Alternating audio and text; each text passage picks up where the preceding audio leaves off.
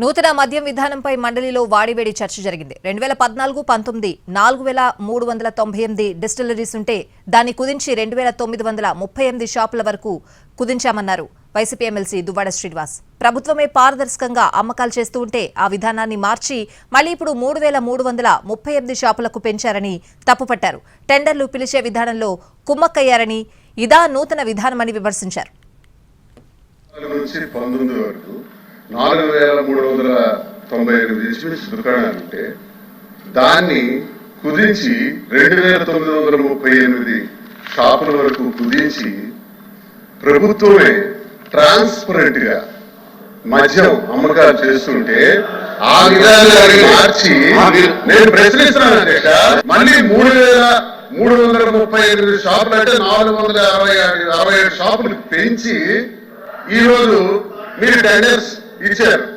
Tenders ఇచ్చే విధానంలో భయంకరంగా రౌడీజం జరిగింది అధ్యక్ష, గూండాయిజం జరిగింది. ఇదే నూతన మద్యం